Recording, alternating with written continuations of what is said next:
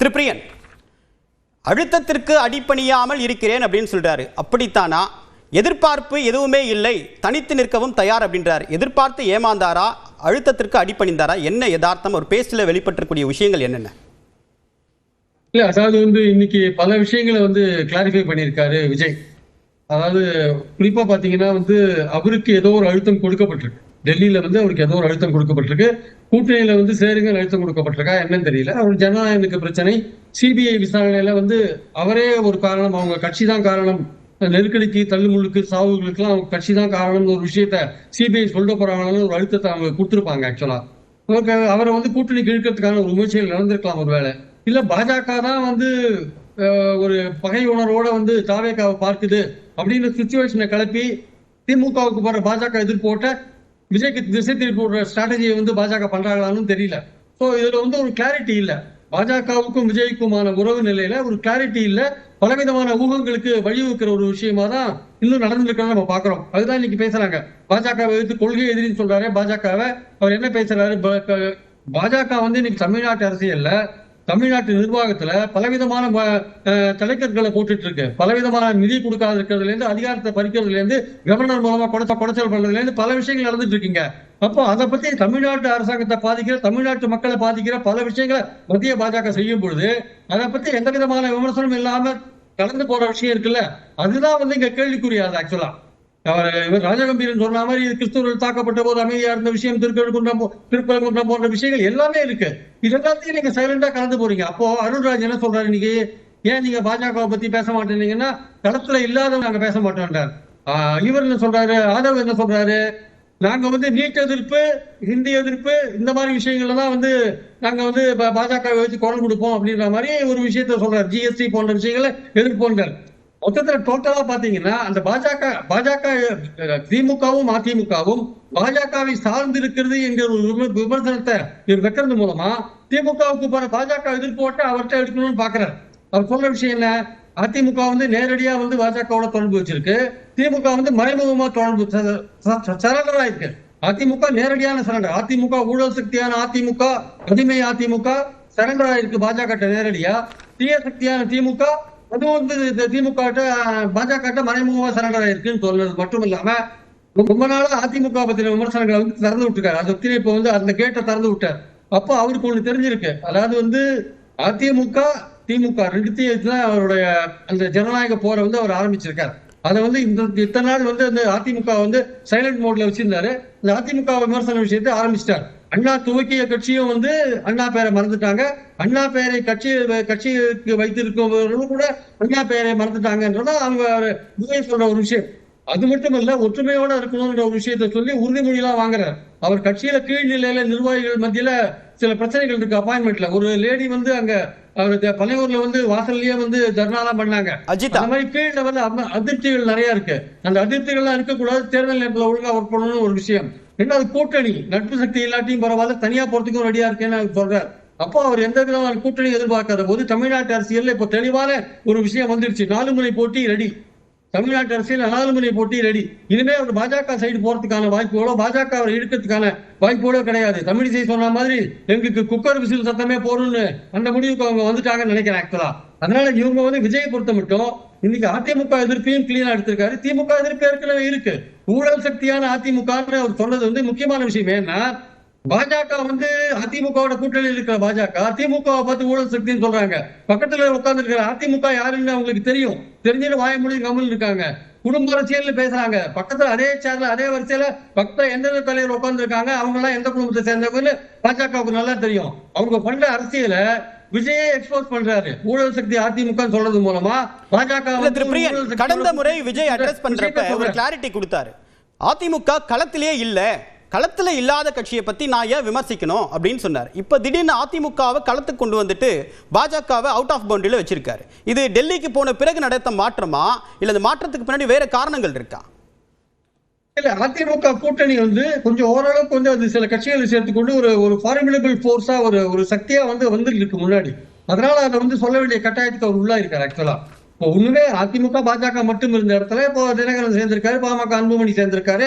அந்த ஒரு கணிசமான சக்தி அதில் சேர்ந்ததுனால அது ஒரு இருதுருவ பாலிடிக்ஸ்ல திமுக அதிமுக இடத்துல நீங்க அதிமுக அவ்வளவு தூரம் டிஸ்லாஜ் பண்ண முடியாது சார். இவங்க வந்து எங்களுக்கும் திமுகவுக்கும் போட்டின்னு விஜய் சொல்றாரு.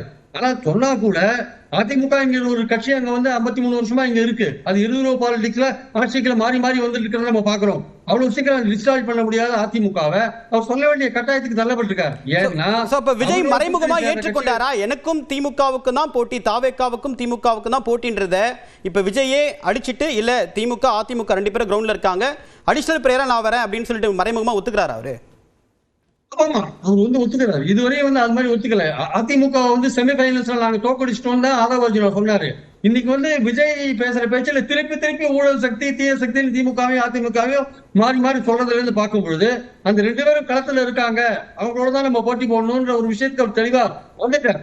ஆனா அவர் வந்து இவங்க 2 பேரோட போட்டி போடுற அளவுக்கு அவர் பலமா இருக்காருன்னா அவர் ரசிகர்களை நம்பி இருக்காரு. 2 கோடி பேர் எங்க ஒவ்வொருத்தர் வீட்லயும் 2 கோடி பேர் இருக்காங்க அப்படின்னு அவர் சொல்றாரு. ஒவ்வொருத்தர் வீட்டுக்குள்ள இருக்கிறவங்க எப்படி ஓட்டு போட போறாங்கன்னு நாளைக்கு தான் தெரியும். நான் ஏற்கனவே தாவேகா ஆரம்பிச்ச அப்பவே ஒரு ஆஃபர் கொடுத்தாரு அவரு, நாங்க அதிகாரத்தில் பங்கு அப்படின்னு சொல்லிட்டு. அந்த ஆஃபரை எல்லாருமே ஸ்ட்ரைக் டவுன் பண்ணிட்டாங்க, அதுக்கான வாய்ப்பே இல்லைன்னு சொல்லிட்டாங்க. ஆனா எந்த வியூகத்தை வகுக்கலாம், மற்ற கட்சிகள் நம்மளோட வருவாங்க அப்படின்னு ஒரு அதீத நம்பிக்கையில விஜய் இருந்தாரா? அந்த கூட்டணி வியூகம் விஜய்க்கு என்னவாக இருந்தது, இப்ப என்னவா மாறி இருக்குது? மற்ற கட்சிகளுக்கு வந்து நான் ஏற்கனவே சொல்லிட்டு வந்த மாதிரி விஜய் வந்து ஒரு ஆப்ஷனா இருந்தார். திருத்துருவ பாலிடிக்ஸ்ல 3ஆவது வந்த பிறகு ஒரு ஆப்ஷனா இருந்தார். அவரை காமிச்சு காங்கிரஸ் போன்ற கட்சிகள், தேமுதிக எல்லாருமே பல கட்சிகள், ஏங்க அதிமுகவே வந்து இது பாஜகவுக்கு போறதுக்கு முன்னாடி ரகசிய பேச்சுவார்த்தை நடத்தினாங்க. இதை நான் எக்ஸ்போஸ் பண்ணியிருக்கேன், அந்த காலத்துல எக்ஸ்போஸ் பண்ணியிருக்கேன், எல்லாம் நடந்தது. அதை தெரிஞ்சு பாஜக வந்து எடப்பாடியை வலை போட்டு ஈடுபட்டு வந்துட்டாங்க. அதான் உண்மை, பேசப்பட்டது. அதிமுகவும் அதனாலதான் வந்து எடப்பாடி வந்து உற்சாகமா சொன்னாரு, பிள்ளையார் சுழி போட்டாச்சு தாவேக்கா கொடியை பார்த்து. அதெல்லாம் மறுக்க முடியாது. திரைமறைவுல இந்த பேச்சுக்கெல்லாம் நடந்தன. அந்த விஷயம் போய் பாஜக அதை பார்த்துட்டு அதிமுக வந்து அவங்க ஒரு வழிக்கு கொண்டு ஒரு அழுத்தத்தை கொடுத்து வெளிக்கு கொண்டு வந்துட்டாங்க. இவருக்கு ஒரு அழுத்தம் கொடுக்க பார்த்திருக்காங்கன்றது இன்னைக்கு அவரோட பேச்சுலயும் தெரியுது. அந்த அழுத்தத்துக்கு அவர் ஆளாயிருக்காரான்றது இன்னும் டவுட் ஏன் இருக்குன்னா, தமிழ்நாட்டு நலன்களுக்கு விரோதமாக செயல்படும் பாஜகவை கொஞ்சம் கூட கண்டுக்காம ஒரு பிராட் பேஸ்டா ஒரு கொள்கை எதிரின்னு சொல்லிட்டு வழுவி போற ஒரு விஷயம் இருக்குல்ல, அதுதான் இங்க வந்து சந்தேகத்தை உண்டாக்குறது. இப்போ அதிமுக ஒரு நேரடியா அட்டாக் பண்ண ஆரம்பிச்சிருக்காரு. ஓகே, அதிமுகவை நீங்க அட்டாக் பண்ணுங்க. ஆனால் அதிமுக என்டிஏ கூட்டணியில இருக்கு. என்டிஏல முக்கியமான கட்சி பாஜக. அதை பத்தி நீங்க பேசாம கடந்து போனீங்கன்னா நிச்சயமாக தமிழ்நாட்டு மக்கள் வந்து உங்களுடைய அந்த நேர்மையை வந்து சந்தேகிப்பாங்க.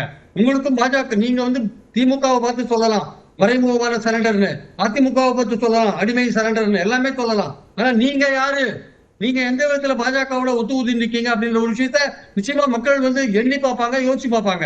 அதனால அந்த இடத்துல வந்து அவர் நிறைய கிளாரிஃபை பண்ண வேண்டிய விஜய் வந்து தன்னை பத்தின பாஜகவுக்கும் தனக்குமான உறவை கிளாரிஃபை அவசியம் இருக்கு. ஏன்னா பல பேர் பாஜகவுக்கு ரொம்ப வேண்டியவர்கள்.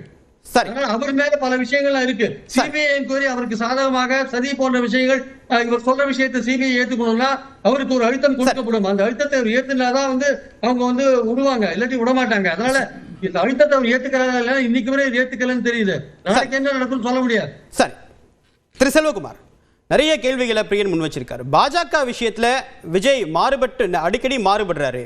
முன்ன பாசிச அரசுன்னு சொன்னவர் இப்ப நிறைய கேள்விகளை விஜய் நோக்கி நிறைய பேர் எழுப்புறாங்க. அண்மையில் தமிழ்நாடு முதலமைச்சர் தமிழ்நாட்டு நலன் சார்ந்த சில கேள்விகளை எழுப்பினார். அதில் ஏன் நிதி ஒதுக்கீடு செய்யலை, தமிழ்நாட்டு நலன் சார்ந்த பிரச்சனைகள், ஆளுநருடைய செயல்பாடு அப்படின்ற விஷயங்களை கோடிட்டு காட்டினார். இதை பற்றி விஜய் ஏன் பேச மறுக்கிறாரு? பாஜக தொடர்பு படுத்துறதுனாலயா? அதுக்கு பின்னாடி இருக்கக்கூடிய காரணம் என்ன திரு சம்பத்? அதாவது எல்லாரும் நினைக்கிறத நாங்க பேச முடியாது. இன்னைக்கு திமுக மேல விமர்சனம் வைக்கின்ற பொழுது எல்லாரும் ரசிச்சாங்க. அதிமுக மேல இன்னைக்கு எங்க தலைவர் விமர்சனம் வைக்கிறார் அப்படின்னா அது அந்த கூட்டணியில் இருக்கக்கூடிய பாஜகவுக்கும் சேர்த்துதான், அவர்களையும் சேர்த்து வீழ்த்துவதுதான் எங்களுடைய திட்டம். நாங்கள் பலமுறை தெளிவா எங்களுடைய செயற்குழு தீர்மானத்தை நிறைவேற்றிருக்கிறோம். எங்களுடைய தலைவர் அவர்தான் முதல்வர் வேட்பாளர். நாங்கள் யாரோடையும் ஒருபொழுதும் கொள்கை எதிரியான பாஜகவோடும் கூட்டணி கிடையாது. அதே போல வேற எந்த கட்சியோடையும் எங்களுடைய அரசியல் எதிரியான திமுகவோட அவரோடையும் கூட்டணி கிடையாது, தெளிவா சொல்லிட்டோம். அதே மாதிரி களத்துல இருக்கக்கூடிய தமிழ்நாட்டில் அதிகாரத்தில் இருக்கக்கூடிய திமுகவினுடைய தவறுகளை சுட்டி காட்டுவதிலிருந்து தான் எங்களுடைய அரசியல் தொடங்குகிறது. ஒரு புதிய கட்சிக்கு ஒரு எதிர்க்கட்சியாக இருக்கக்கூடிய எங்களுக்கு இந்த திமுக அரசு தன்னுடைய அதிகாரத்தை பயன்படுத்தி எப்படியெல்லாம் மக்கள் விரோத செயல்பாடுகளை செய்து கொண்டிருக்கிறார்கள், அவர்கள் எந்தெந்த வாக்குறுதிகள் எல்லாம் கொடுத்து இந்த தேர்தலில் வெற்றி பெற்றார்கள், அந்த வாக்குறுதிகள் எல்லாம் செய்யலங்கிறதெல்லாம் நாங்கள் சுட்டிக்காட்டி அவர்கள் தவறுகளை மக்கள் மன்றத்தில் வைக்க வேண்டிய ஒரு மாபெரும் கடமையோடு நாங்கள் செயல்பட்டுக் கொண்டிருக்கிறோம். பாஜகவையே விமர்சனம் பண்ணல, பாஜகவையே விமர்சனம் பண்ணலன்னா பாஜகவை விமர்சனம் செய்ய வேண்டிய இடத்தில் தொடர்ச்சியாக நாங்கள் சிஏஏ சட்ட திருத்தம் குறித்தும் அதே போல வக்ஃப் வாரிய சட்ட திருத்தம் குறித்தும் தொடர்ச்சியாக அதே போன்ற ஒன்றிய அரசாங்கத்துடைய பிரச்சனைகளுக்கு நாங்கள் தொடர்ந்து எங்கள் தலைவர் குரல் கொடுத்துக் கொண்டுதான் இருக்கிறார். ஆனால் களத்தில் நாங்கள் திராவிட முன்னேற்ற கழகத்தை வீழ்த்த வேண்டும், தமிழக வெற்றி கழகத்துக்கும் திராவிட முன்னேற்ற கழகத்துக்கும் தான் போட்டி என்கின்ற நிலை இருக்கிறதுனால அந்த இலக்கை நோக்கி நாங்கள் பயணிச்சுட்டு இருக்கிறோம். அதனால களத்துல இன்னைக்கு அதிமுக தயவு இல்லாம இன்னைக்கு பாஜக களத்துல நிக்க முடியாது. ஒரே நிமிஷம், தமிழ்நாட்டுக்கும் புதுச்சேரிக்கும் ஒரே நேரத்துல தேர்தல் நடக்க போகுது. அங்க புதுச்சேரியில கொள்கை எதிரியான பாஜக கூட்டணி அரசாங்கம் நடத்திட்டு இருக்காங்க. இங்க இருந்து புதுச்சேரிக்கு போற விஜய் அந்த கவர்மெண்ட பத்தி நல்ல ஒப்பீனியன் கொடுத்துட்டு வராரு. அதற்கு என்ன காரணம்? அது என்ன காமிக்குது? ஆக்சுவலா கவர்மெண்ட பத்தி சார் அந்த பிரச்சனைகளுக்கு அன்னைக்கே நம்ம பதில் சொன்னோம். கவர்மெண்ட பத்தி அந்த நல்ல சர்டிபிகேட் எங்க அண்ணன் கொடுக்கல. அந்த நிகழ்ச்சி சிறப்பா நடக்குன்னு சொல்லியிருந்தாரு, அவ்வளவுதான். அங்கேயும் உள்ள குறைபாடுகளை சொன்னாரு. இதெல்லாம் சொல்ல வேண்டிய செய்தியோ அதெல்லாம் சொல்ல மாட்டேங்கிறீங்க. புதுச்சேரியிலும் காரைக்காலிலும் என்ன தவறு இருக்குன்னு சொல்லித்தான் செஞ்சாரு. நீங்க அத பத்தி நீங்க பேசுறீங்க. சொல்றேன் உங்க அபிப்பிராயம் என்ன சொல்றேன். இல்ல ஒரு நிமிஷம் சார் தெளிவா சொல்லிடுறேன். பாஜக ஒன்றியத்தை பற்றி விமர்சனம் செய்வதற்கான காலகட்டம் இல்ல. பத்தி ஏன் பேச மாட்டேங்கிறீங்க? ஏன் பேச மாட்டேங்கிறீங்க? பாண்டியனை பத்தி ஏன் பேச மாட்டீங்க?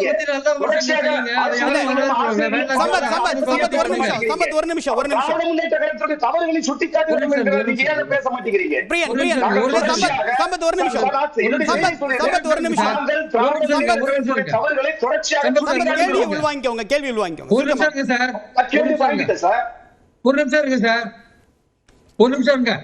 அதாவது திமுகவை நல்லா எதிர்த்து விமர்சனம் பண்ணுங்க, அதிமுகவை நல்லா எதிர்த்து விமர்சனம் பண்ணுங்க, அதெல்லாம் வரவேற்கிறோம். யாரும் வேண்டாம் சொல்ல, ஒரு எதிர்கட்சியா நீங்க பண்ணுங்க.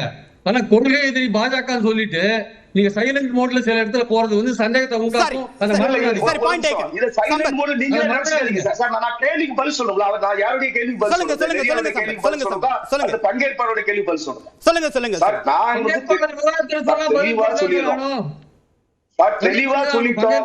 இல்ல ரன்னிங் கமெண்ட்ரி வேண்டாம். பிரியன் ரன்னிங் கமெண்ட்ரி வேண்டாம். அவருடைய கருத்தை முழுமையா பதிவு பண்ணிட்டோம்.